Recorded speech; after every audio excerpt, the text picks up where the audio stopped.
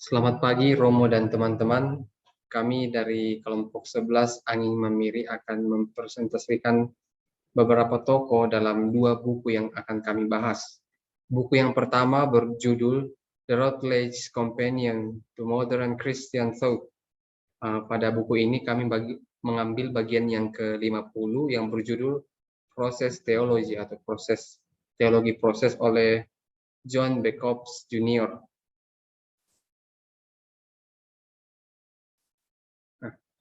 Teologi proses dimengerti sebagai pandangan bahwa realitas pada dasarnya lebih menekankan suatu proses dibandingkan dengan substantifnya. Hal ini dapat ditemukan dalam pengalaman dan juga bahasa kita sehari-hari.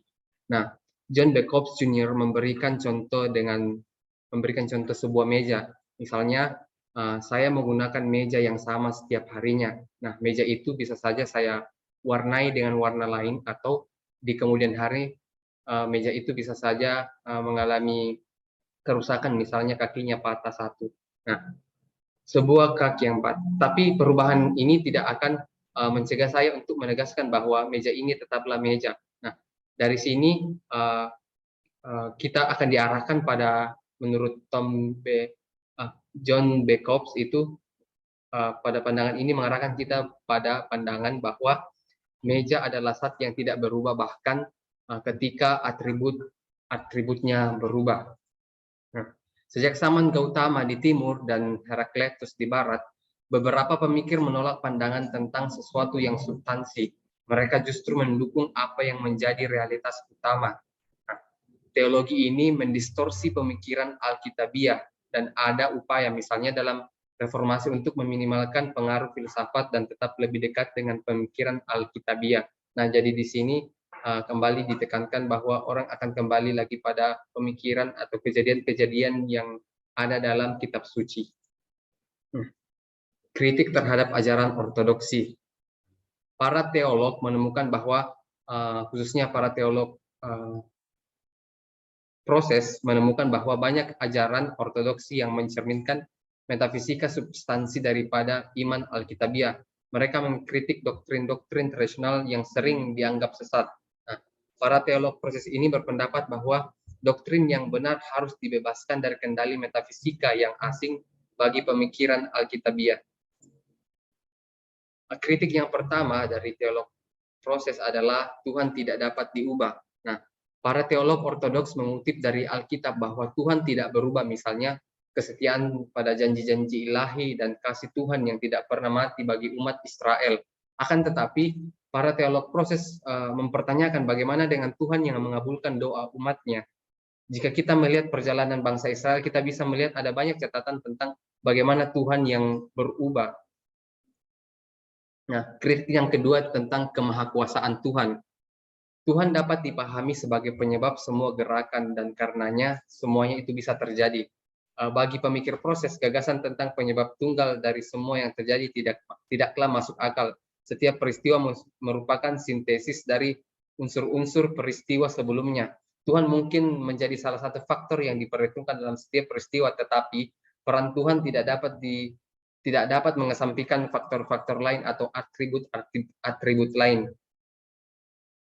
Teolog proses menegaskan masalah pokok di sini bukan pada kuantitas kekuasaan yang dijalankan oleh Tuhan, tetapi sifatnya sebagai Tuhan. Dengan pemikiran substansi, cara yang paling alami untuk memikirkan kekuasaan Tuhan adalah kemampuan untuk memaksa beberapa substansi untuk bertindak dengan cara tertentu. Kuasa Tuhan kemudian menjadi salah satu pengaruh, bukan kontrol. Di sini menjadi penegasan bahwa kuasa Tuhan menjadi salah satu pengaruh tetapi bukan kontrol sepenuhnya. Para teolog proses mengklaim bahwa ini lebih dekat dengan jenis kuasa ilahi yang digambarkan oleh Injil yang diwujudkan dalam diri Yesus Kristus seperti yang ditegaskan oleh Rasul Paulus. Mereka juga mengklaim bahwa meskipun realitas kejahatan merupakan masalah besar bagi manusia, tetapi realitas kejahatan besar tidak mengancam kredibilitas Tuhan. Nah, dalam buku ini dibahas tentang The Chicago School, sekolah Chicago. Nah, pada awalnya sekolah Chicago adalah sebuah sekolah yang sosio-historis yang berasal dari berasal pada akhir abad ke-19. Sebagai sebuah gerakan sosiohistoris, kekristenan tidak dapat diidentifikasi dengan seperangkat ajaran apapun karena ajaran-ajaran ini dibentuk dan dibentuk kembali dalam konteks sejarah yang berubah. Sailor Matthews ini adalah seorang teolog sekaligus sejarawan yang waktu itu menjadi pemimpin atau ketua dari sekolah ini.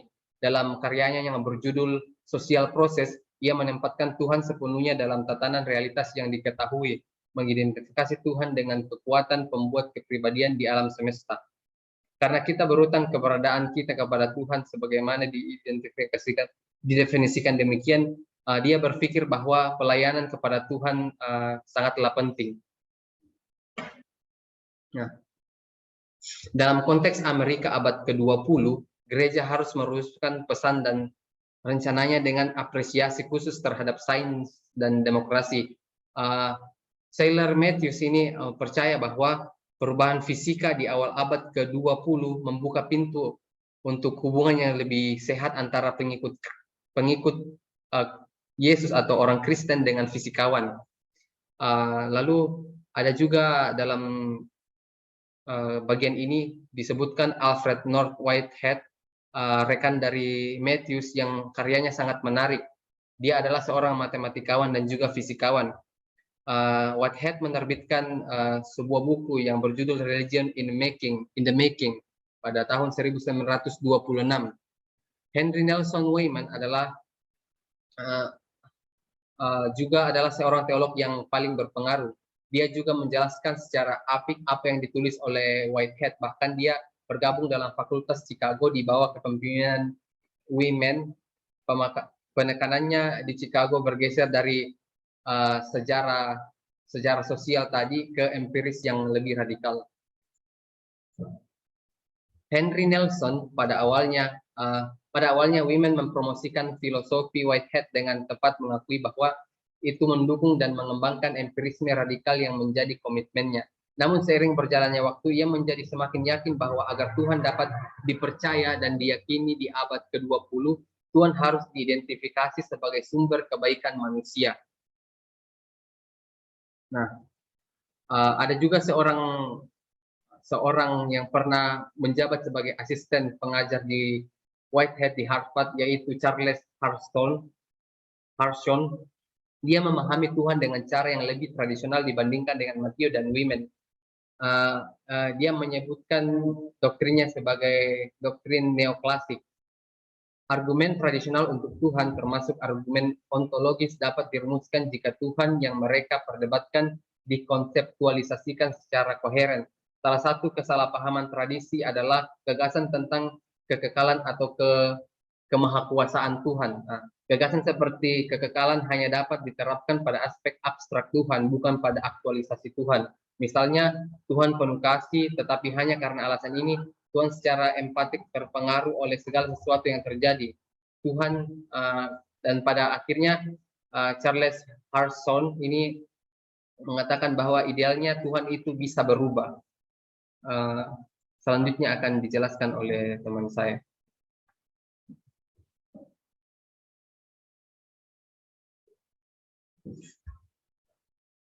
Ya, saya akan melanjutkan. Para pemikir di sekolah Chicago seperti Wilhelm Pach yang ahli dalam teologi sejarah, James Luther Adams dalam etika sosial Kristen, dan Amos Wilder dalam dunia perjanjian baru menekankan bahwa mereka memahami Kristenan dengan cara yang benar-benar naturalistik serta menentang supernaturalistik. Namun, naturalisme mereka sangat berbeda dari naturalisme reduksionis yang telah mendominasi pemikiran pencerahan.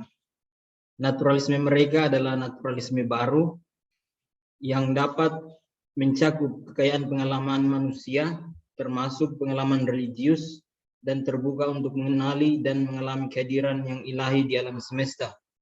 Jadi naturalisme ini harus dipahami sebagai sebuah proses daripada istilah substantif saja. Kemudian pemikiran Whitehead. Seperti yang dikatakan di atas tadi bahwa Whitehead adalah seorang profesional, seorang ahli matematika, tetapi pendekatannya terhadap matematika selalu filosofis. Dia berusaha memahami hubungan antara berbagai cabang matematika dan hubungan matematika dengan fisika serta kehidupan manusia pada umumnya. Dan karyanya yang paling terkenal di bidang ini adalah Principia Mathematica. Kemudian, pemikiran Whitehead juga lebih bersifat kosmologis. Whitehead menilai bahwa perkembangan kosmologi membutuhkan bukti, baik ilmu yang mempelajari apa yang dialami dalam pengalaman indrawi, maupun dimensi lain pengalaman manusia atau yang transenden, termasuk agama. Ia juga menggunakan istilah prehension untuk menggambarkan bagaimana pengalaman baru menggabungkan unsur-unsur pengalaman masa lalu dalam diri manusia. Dalam analisisnya, ia menyatakan bahwa pengalaman-pengalaman masa lalu dan saat ini memungkinkan adanya kehadiran Tuhan dalam hidup manusia. Penjelasan Whitehead tentang peran Tuhan di dunia alami tampaknya sangat kontras dengan pandangan filosofis yang dominan tentang Tuhan di abad yang ke-20. Para teolog yang merasa puas dengan teologi para pengikut Aristoteles atau Aristotelian menyelesaikan masalah kepercayaan dalam konteks ateistik yang dominan dengan memisahkan teologi secara radikal dari filsafat. Whitehead menentang keras ide-ide tentang Tuhan yang selama ini dominan di dunia barat. Kemudian pengikut teologis Whitehead menggunakan visi Tuhan dan mengungkapkannya dalam bahasa teologis yang lebih akrab. Tuhan menunjukkan cinta kepada manusia dengan memberi kita hidup dan memberdayakan serta membebaskan kita. Tuhan memanggil dan membimbing kita, dan bagaimanapun kita menanggapi panggilan Tuhan, kasih Tuhan diungkapkan juga dalam keselamatan yang diberikan kepada kita. Nah, teologi Kristen tidak hanya terbatas pada kepercayaan tentang manusia saja atau antropologi, tapi juga tetap mempertimbangkan aspek kristologi tentang Yesus. Dalam pemikirannya, Whitehead juga menempatkan manusia sebagai salah satu spesies di antara ciptaan lain. Karenanya, anggota spesies yang lain harus dihormati dan merupakan tanggung jawab kita semua untuk saling menjaga satu sama lain. Hal tersebut harus jelas bahwa anggota spesies lain di dunia ini harus dihormati dan tujuan kita harus lebih universal, yang mana keberlangsungan hidup spesies lain merupakan tugas kita juga. Kemudian, Kristologi adalah ajaran Kristen yang paling khas. Whitehead sendiri punya penghargaan yang besar untuk pribadi Yesus, tetapi sebagai seorang filsuf, dia tidak mengembangkan apa yang disebut kristologi. Para pengikut Whitehead tidak memiliki penegasan dimensi supernatural atau yang ilahi tentang Yesus. Yesus adalah manusia seutuhnya dan tanpa kualifikasi apapun. Apa yang khas tentang Yesus hanya dapat ditemukan dalam pesannya dan peran historisnya, dan tidak termasuk inkarnasi. Kemudian di sisi lain, bagi pengikut Whitehead, Yesus yang menjadi manusia tidak mengecualikan kehadiran Tuhan. Justru sebaliknya, Tuhan adalah elemen dalam konstitusi setiap kesempatan dan pengalaman. Jadi Tuhan pasti hadir dalam diri Yesus sendiri. Lalu pertanyaan teologisnya di sini adalah, apakah Tuhan hadir dalam diri Yesus dengan cara yang berbeda? Nah, di sini setiap orang secara khusus sensitif terhadap panggilan Tuhan dan sangat respon terhadap panggilan tersebut. Kemudian, teologi Whitehead secara khusus tertarik pada agama Buddha karena mereka mengakui bahwa pemahaman dasar mereka tentang realitas sebagai non-substansial sangat mirip dengan apa yang dipelajari umat Buddha. Mereka merasa tidak membutuhkan Tuhan. Whitehead sendiri berpikir bahwa yang tertinggi bukanlah Tuhan, tetapi kreativitas. Dan dia menggambarkan kreativitas dalam banyak cara umat Buddha berbicara tentang akhir zaman dan alam pikir Buddha sendiri. Terima kasih dari saya. Kemudian akan dilanjutkan oleh Frater Wilber. Teman-teman sekalian, saya akan melanjutkan presentasi dari Frater Aceh. Jadi pada bagian ini kita akan membahas seorang tokoh baru, yaitu John Henry Newman. Nah, John Henry Newman dikenang terutama atas kepemimpinannya dalam gerakan Oxford dalam gereja Inggris, dan kemudian berujung pada pertobatannya kembali ke gereja Katolik Roma menjelang kematiannya.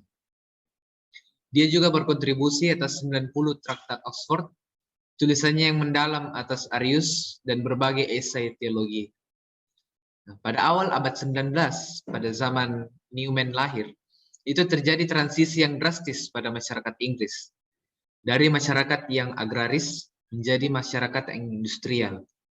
dan dari komunitas tunggal dengan satu gereja menjadi komunitas plural dengan tiadanya lagi kepentingan gereja atas kehidupan publik.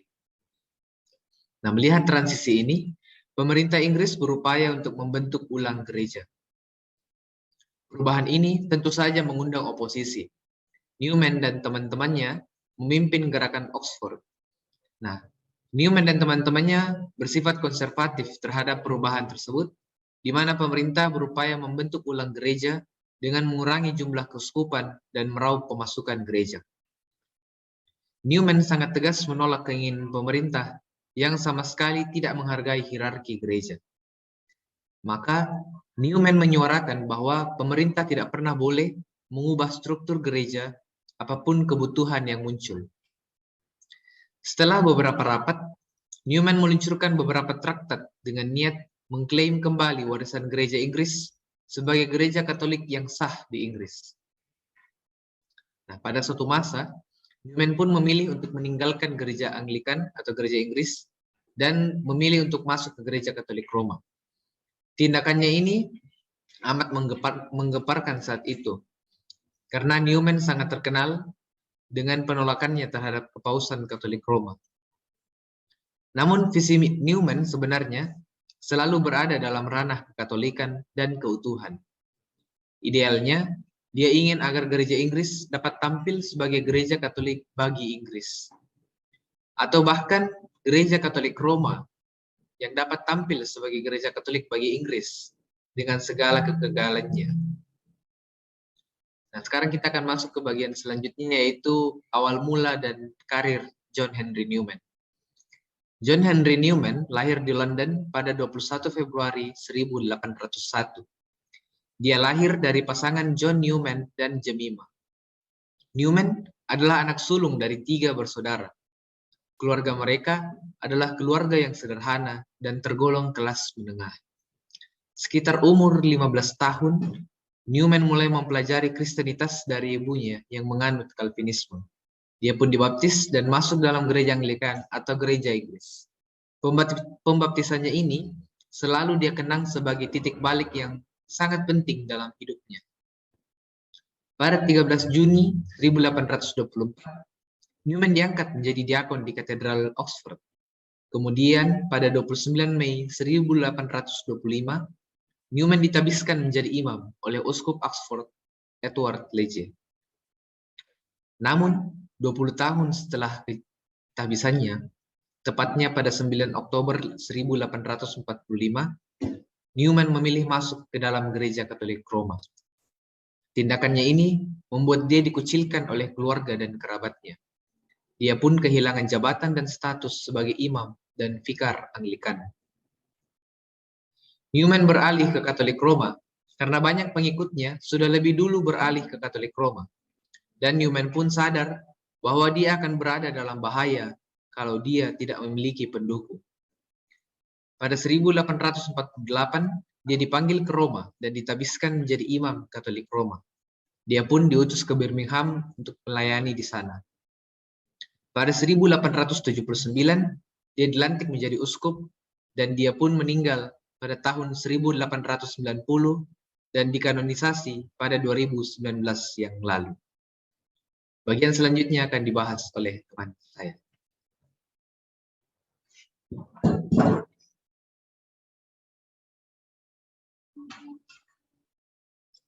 Untuk bagian selanjutnya berbicara mengenai teologi proses. Nah, pada bagian ini ditampilkan seorang tokoh bernama Arnold Whitehead, di mana secara umum disepakati bahwa tokoh inspirasi di balik teologi proses ini adalah seorang ahli matematika yang bernama Whitehead. Nah, Whitehead ini lahir pada tahun 1861. Whitehead mempunyai seorang murid bernama Charles Hartshorne, di mana Charles ini menjelaskan dengan sangat teliti implikasi dari pemikiran Whitehead mengenai agama. Lalu kemudian teologi proses menurut Whitehead tidak mudah untuk diringkas atau dipahami, karena teologi proses ini merupakan sebuah metafisika khas yang sangat kontras dengan cara tradisional untuk memahami dunia.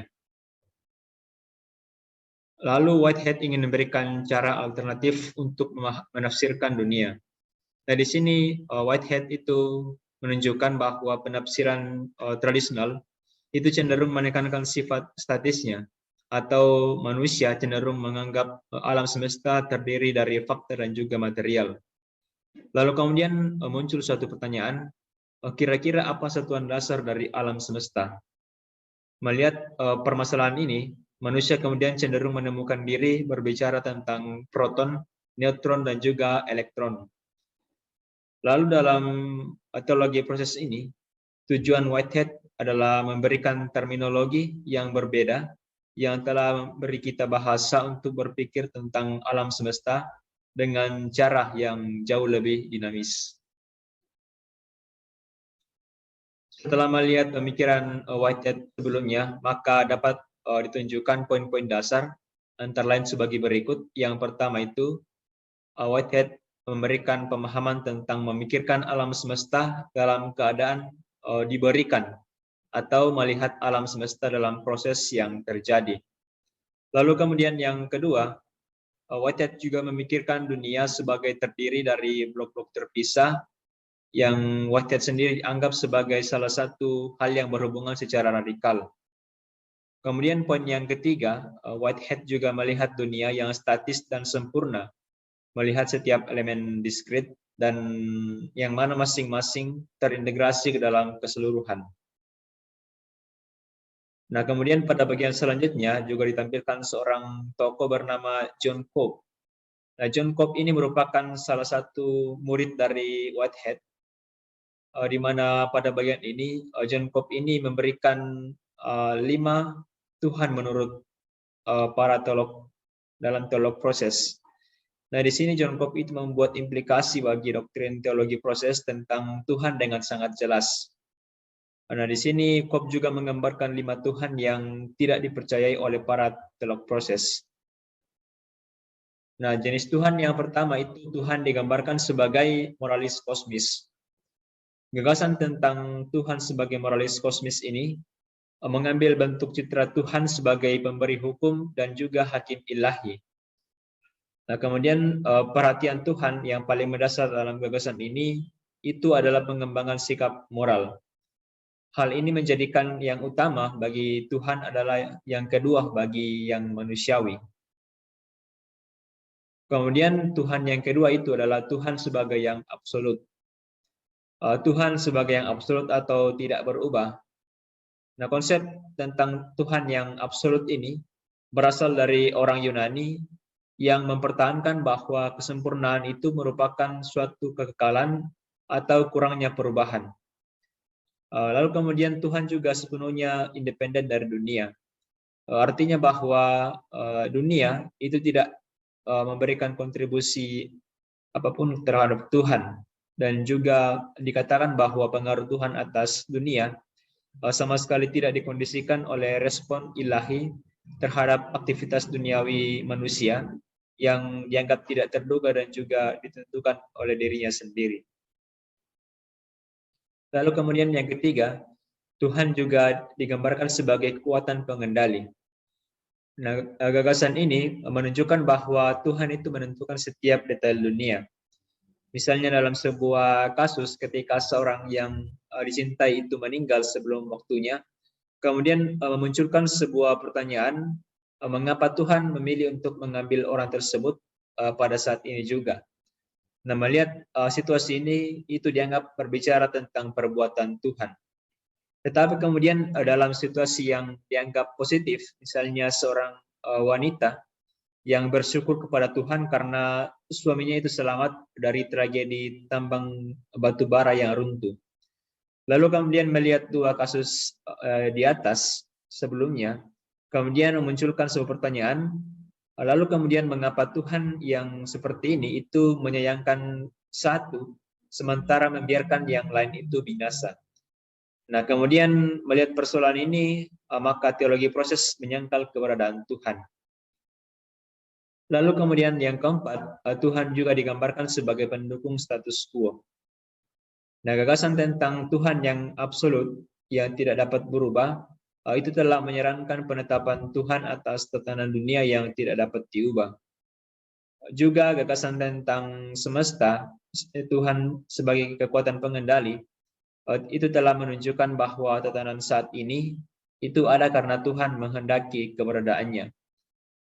Dalam hal ini, taat kepada Tuhan juga berarti mempertahankan status quo.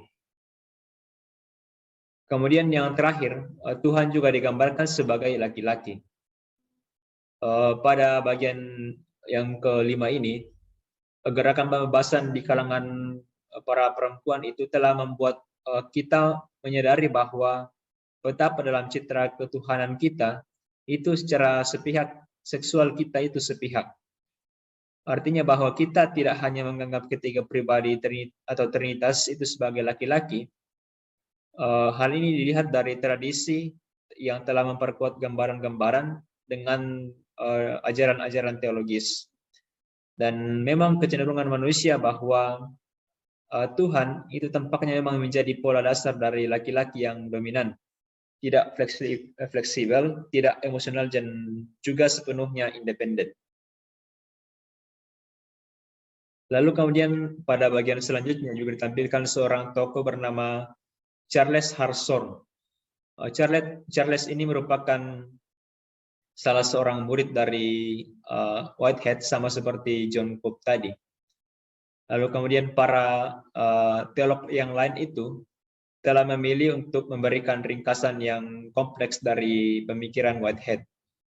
Jadi pengetahuan kita tentang pemikiran Whitehead yang telah dikemukakan sebelumnya itu telah disaring melalui pengikutnya. Contohnya itu adalah Charles Hartshorne dan juga John Pope. Akan tetapi hal ini tidak berarti bahwa kita membelokkan pemahaman tentang pemikiran Whitehead. Tetapi tujuannya adalah memperjelas teori-teori yang telah dikemukakan oleh Whitehead itu sendiri. Nah, Charles Hartshorne ini memberikan penjelasan tentang Tuhan dalam 3 bagian. Yang pertama itu Charles berbicara tentang 2 tantangan besar yang diyakini sedang merambah pola pikir modern kita, yaitu teisme klasik dan juga humanisme. Kemudian penjelasan yang kedua itu berbicara mengenai proses menjawab tantangan teisme klasik dan juga humanisme, yaitu berbicara mengenai panenteisme. Lalu kemudian yang terakhir, Charles Hartshorne juga berbicara tentang atribut-atribut Tuhan seperti yang terlihat oleh teologi proses. Nah, yang pertama itu berbicara mengenai teisme klasik dan juga humanisme. Di sini Hartshorne berpendapat tentang 2 pilihan utama yang dihadapi pada zaman sekarang ini, yaitu teisme klasik dan juga humanisme. Di sini Hartshorne itu menggambarkan teisme klasik dan juga humanisme mempunyai pertentangan yang hebat. Menurut Hartshorne, kedua hal ini, teisme klasik dan juga humanisme itu bermasalah. Hartshorne juga menganggap Tuhan yang abadi, tidak berubah, dan sederhana memadai dalam hal koherensi, penyembahan, dan moralitas. Lalu kemudian Hartshorne juga mendefinisikan humanisme sebagai yang menyeratkan bahwa manusia ternyata sendirian di alam semesta. Dan manusia itu sangat bergantung pada persahabatan pada jenisnya sendiri. Dan juga Hartshorne di sini menyatakan bahwa pengakuan akan hal kesepian ini itu akan membantu daripada menghalangi kehidupan yang baik di bumi ini. Nah, kemudian Hartshorne juga mengungkapkan kekhawatiran tentang bahaya bahwa jika tidak ada apapun di luar Tuhan. Lalu kemudian bagian yang kedua yang dijelaskan oleh Hartshorne ini adalah panenteisme. Nah, panenteisme di sini menurut Charles Hartshorne dipahami secara dipolar. Artinya terdapat 2 kutub tentang Tuhan, yaitu Tuhan yang abstrak dan juga Tuhan yang konkret. Hartshorne juga memikirkan Tuhan sebagai sama sekali tidak berubah atau sepenuhnya berubah. Pikiran Tuhan juga mencakup kedua hal ini, berubah dan juga sepenuhnya tidak berubah. Lalu kemudian Tuhan juga secara radikal itu konsisten. namun pada saat yang sama dan secara dinamis dan kreatif terlibat dengan dunia. Konsep tentang Tuhan ini itu menggabungkan keyakinan bahwa Tuhan juga itu ikut berpartisipasi dalam semua elemen ciptaan, dan Tuhan juga ikut mengambil bagian dalam elemen-elemen tersebut.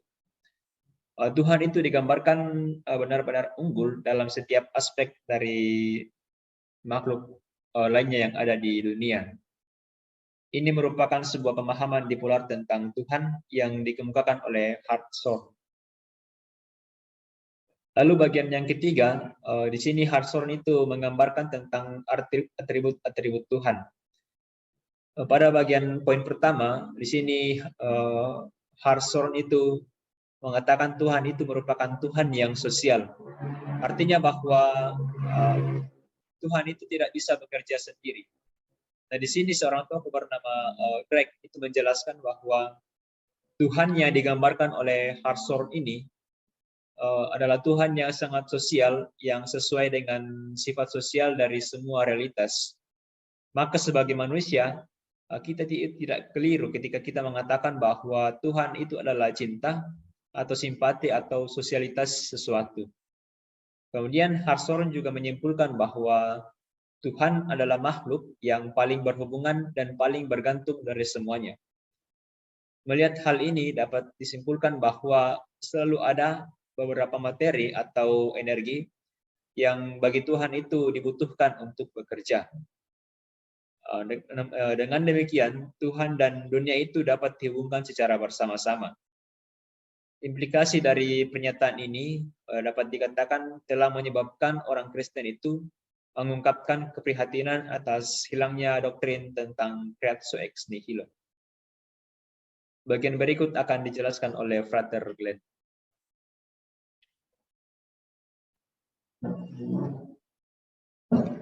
Baik, dalam bagian ini kita kembali akan membahas tentang teologi proses. Tokoh yang pertama yang diungkapkan pada bagian ini adalah Norman Peter Girst. Peter Girst mendefinisikan 6 aspek cara Tuhan bekerja di dunia. Yang pertama itu mengatur, yang kedua inisiatif, yang ketiga memikat, yang keempat menerima, yang kelima merespon, dan yang keenam harmonisasi. Yang pertama, mengatur. Dalam hal ini Tuhan adalah yang mencegah kekacauan dan menopang serta memungkinkan segala sesuatu yang membentuk sebuah pola dalam penciptaan. Whitehead mengemukakan ada skema dasar, sebuah kemajuan kreatif dalam ungkapannya. Singkatnya, Tuhan menyediakan kerangka kosmik untuk semua kreativitas yang kemudian terjadi atau tercipta. Kemudian yang kedua, inisiatif. Salah satu ciri yang menarik dari filosofi Whitehead adalah bahwa Tuhan selalu menjadi sumber dari sebuah karya atau original yang sesungguhnya. Whitehead membutuhkan Tuhan untuk menjelaskan keaslian atau keautentikan. Jadi Tuhan dan dunia memperkenalkan nada interpretasi. Mereka mewujudkan interpretasi masalah kosmologi dalam hal doktrin serta mentafsirkan fundamental mengenai kualitas asal mula penciptaan, yaitu selera konseptual dan realitas fisik. Dalam hal ini tentu saja Peter Girst melihat hal ini sebagai bagian dari peran Tuhan. Jadi Tuhan memiliki peran penting dalam evolusi, di mana kita memiliki banyak contoh entitas yang lebih kompleks yang berasal dari yang kurang canggih atau kurang sempurna. Jadi saya mengutip apa yang dikatakan Peter Girst dalam menanggapi apa yang telah disampaikan Whitehead.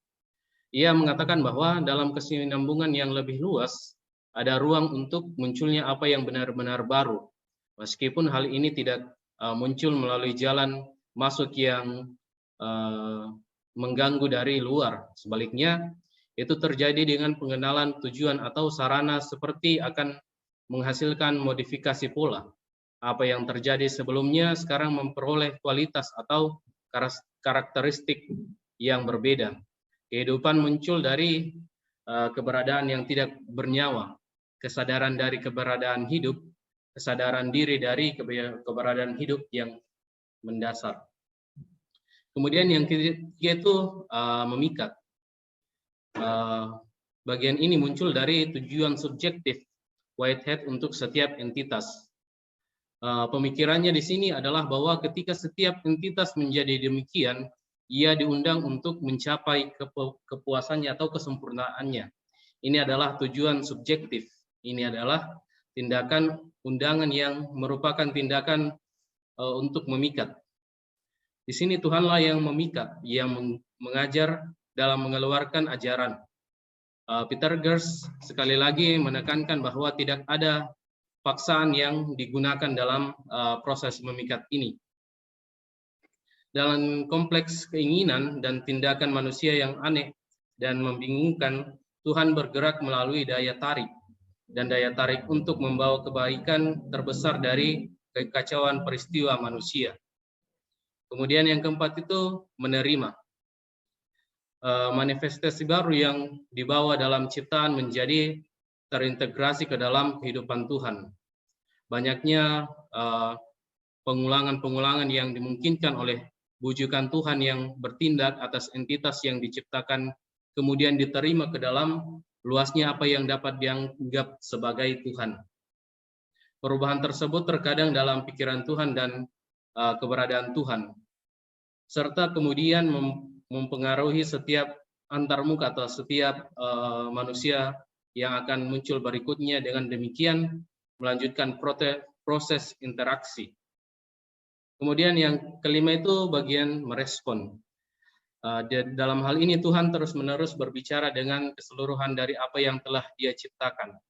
Melalui peristiwa-peristiwa, melalui perantaraan Musa dan para nabi, melalui berbagai tanda dan mujizat, dan terutama melalui kehadiran putranya yaitu Yesus Kristus. Aspek ini mengarah pada aspek yang terakhir yaitu harmonisasi. Harmonisasi adalah apa yang dalam bahasa Kristen tradisional kita sebut tindakan penebusan. Harmonisasi dimungkinkan karena dalam aspek Tuhan selalu ada perhatian dan kepedulian yang penuh kasih, bahwa tidak ada yang hilang yang dapat diselamatkan, dan bahwa semua yang dapat diperoleh diselamatkan akan digunakan untuk realisasi niat ilahi dan penerusan pola umum menyeluruh yang mendasar dalam kosmos secara keseluruhan. Jadi sifat esensial Tuhan adalah kasih. Kita tahu seperti apa Tuhan itu karena Tuhan dinyatakan dalam diri Yesus. Kasih yang dilambangkan Yesus adalah kasih yang memanggil kepada keadilan bagi semua orang yang tertindas. Dalam hal ini Peter Gers mengutip gambaran Whitehead tentang kasih yang berpindah dari keadaan surgawi kepada keadaan bumi atau keadaan manusia di bumi. Whitehead menulis bahwa kenyataan yang disempurnakan diubah menjadi kenyataan dari surga, dan kenyataan di surga itu nyata di dunia karena adanya hubungan timbal balik. Kemudian Peter Gers menjelaskan bahwa ini adalah kisah dunia yang mengikuti dari kitab kita mengambil kasih ilahi dan kosmik sebagai model terbaik untuk Tuhan yang menebus keberadaan seperti yang kita kenal dari ancaman kesia-siaan, ketidakberartian, dan frustasi. Kemudian kita masuk ke dalam tokoh yang kedua itu Williams. Dalam hal ini Williams mengkritik tentang kasih dalam terang wawasan teologi proses. Kritik Williams ini didasarkan pada bukunya The Spirit and the Forms of Love. Ia menyatakan 6 kategori yang diperlukan untuk kasih. Yang pertama itu individualitas, yang kedua kebebasan, yang ketiga tindakan dan penderitaan, yang keempat kausalitas, yang kelima kasih yang melibatkan penilaian yang tidak memihak dalam perhatian yang penuh kasih terhadap orang lain. Yang pertama itu individualitas. Arti penting dari individualitas adalah dibutuhkan orang-orang yang nyata yang mau mencintai orang lain sedemikian rupa sehingga identitas mereka tidak hancur dan kekasan mereka sebagai manusia itu diakui. Kemudian yang kedua itu kebebasan. Inti dari yang ingin disampaikan Williams dari kebebasan ini adalah kebebasan juga mengakui kebebasan orang lain, yang tentu saja dalam kasih melibatkan kemungkinan bahwa orang lain tidak akan mengasihi, bahwa walaupun kita mengasihi, kita tidak bisa memaksa orang lain untuk mengasihi kita kembali. Kemudian yang ketiga, tindakan dan penderitaan. Tindakan memberi kasih kepada orang lain mau tidak mau akan membawa penderitaan. Williams menulis bahwa ini adalah salah satu kondisi kasih, bahwa penderitaan masuk ke dalam keadaan manusia melalui apa yang diderita dan juga dengan apa yang diberikan.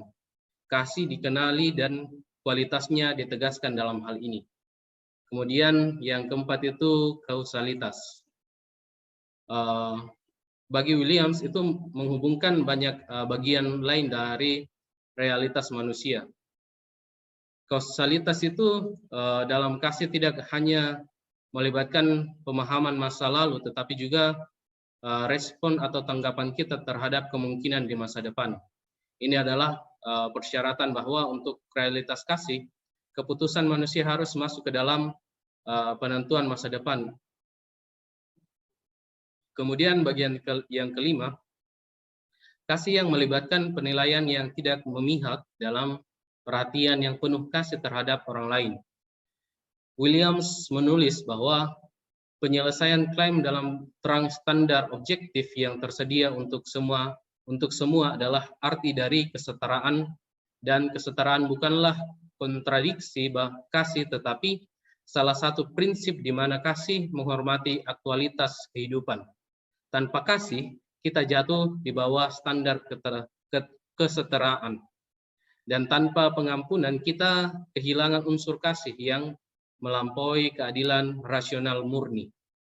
Jadi dari apa yang disampaikan Williams tadi, kasih adalah inti dari teologi proses. Demikian Romo dan teman-teman presentasi dari kami kelompok 11, kelompok 2 Angin Mamiri. Sekian dan terima kasih.